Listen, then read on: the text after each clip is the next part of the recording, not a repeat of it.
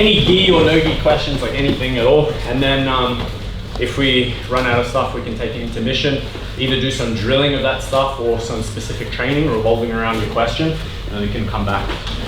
So any questions? Usually get stuck a lot with turtle. So I'm the one going into turtle. Yep. I'm trying to kind of, if it's my last go-to, so that the opponent doesn't get points when they're trying to pass. Yep. So I end up in the turtle. So I would say like first priority is trying to look at more guard retention concepts that don't force yourself into turtle. Like that was a habit that I had as well. Like I feel super like tight in this position, super good base. So for a long time, I let myself go there because I was confident I could recover. But as you get higher up, it's like those advantages are sometimes a thing that can make or break a match. So I would really focus on trying to use earlier stage guard retention concepts, like put your mind there. But definitely like you still need options from everywhere, right? So if, is there like a specific context, like a pass that's happening the most? Necessarily, it's just me escaping to turtle so I don't get the pass, so the opponent doesn't pass. Okay, do you find you're normally turning towards them to turtle or away from them to turtle? Oh, good question. I've seen, yeah. So usually towards them? Usually the passing, I'll end up You'll turn it towards them, yeah. If I'm going away, it'll take my back. Yeah, gotcha. So Dan, can I work? Yeah. So Dan hits any sort of pass. I feel like I'm able to sort of get towards them. Is this the concept, like here? That's right. Okay, that way, yeah. So a good option from there is like, rather than going to turtle, so Dan hits his pass, rather than rolling all the way up to turtle and like putting weight on this leg, as soon as you start getting your hips out, like I said, rather than putting your weight here, try and use your hip to keep the distance between you and the opponent and come back from there. Yeah, so it's like I'm still doing that same action. I'm closing my elbow here to A, stop the hook from coming in, but B, it also helps me lift my hips higher. As I open my elbow into the mat, I can get my hips quite high.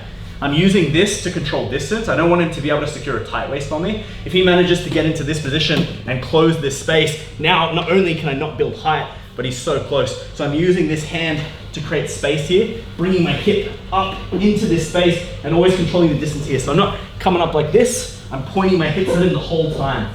Now I can use this leg to help pendulum myself around and end up in the open guard there. So that would be a drill that I would do a lot. To rather than settle into turtle, try and use that. And the other thing is, if you do end up in turtle, try not to ever let them cover your hips. So if he starts going around here, it eliminates a lot of my options to recover guard here. So you always need to be like trying to circle out, trying to bring your elbow line back in place. If I can get my elbow line out, now I can start re-attacking him. Okay. So clearing the elbow. Yeah, so if I do end up in turtle, I'm here, I'm always circling towards him, trying to bring this elbow out. So even if I'm here, I'll start circling out. Once my arm's out, I can start going on the attack from there. Because everyone's gonna have different goals of like what they're working in a position. So your idea might just be like you want something, like you just want to feel like you have some sort of attack from bottom side control, right? So I would just be working out until you feel like you have that thing. At a more advanced level, it's like you've got to kind of have someone in your training room that's you're kind of comparing yourself to the whole time. And like, you got to find someone that's roughly the same skill level as you, the same size as you, whatever. And then when you can start hitting that move consistently on them, I feel like that's a good time to move on to something else.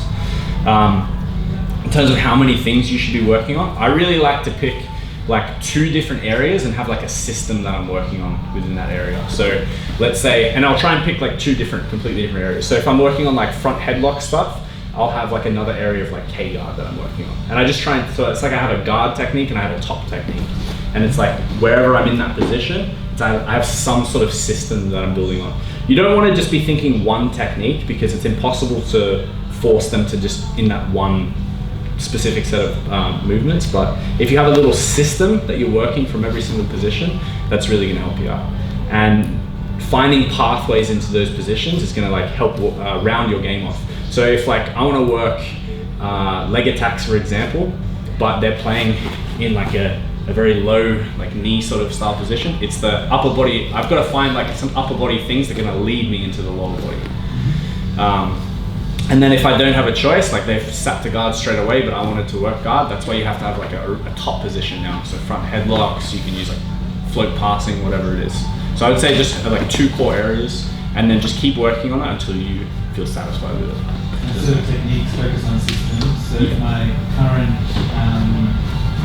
so like the single leg X into heel stuff, or single leg X into the rolling ankle lock, like they're the 2 things I'm trying to work on.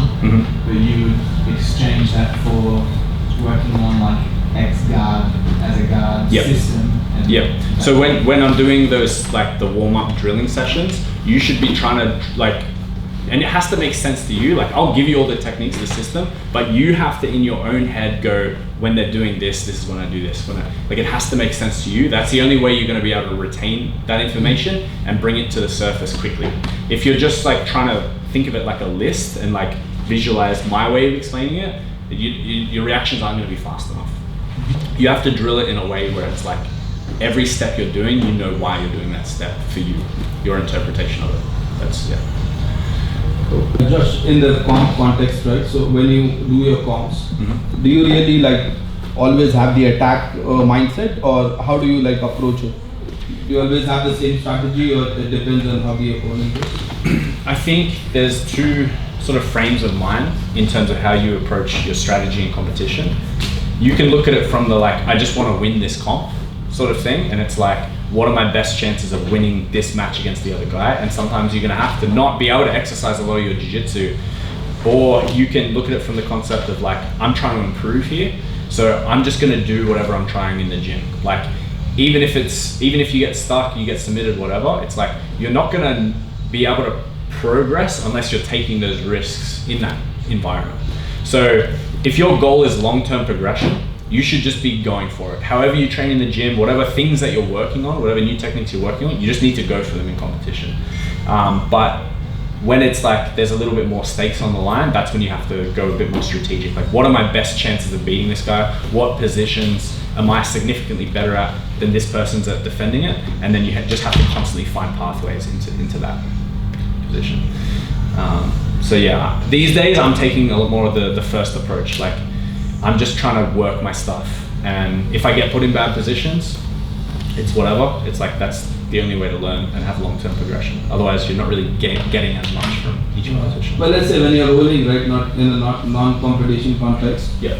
should you always try to attack to develop your game, or should you just try to learn the techniques? Yeah, I think creating as much movement during your sparring is what's going to lead to faster progression. So constantly trying to like always move, that's gonna help you actually like cycle through a lot more techniques rather than just passing and like trying to really work one submission from side control the whole time. You spent 4 minutes in top side control. You haven't really like used all of that time as much as you could. So just try and generate as much movement as you can. If they recover the guard, that's fine. Now you get to work your passing again more dynamically. So yeah, really trying to get the reps in during the sparring. I think that's the best thing. Whatever you're working on, try and get those reps in.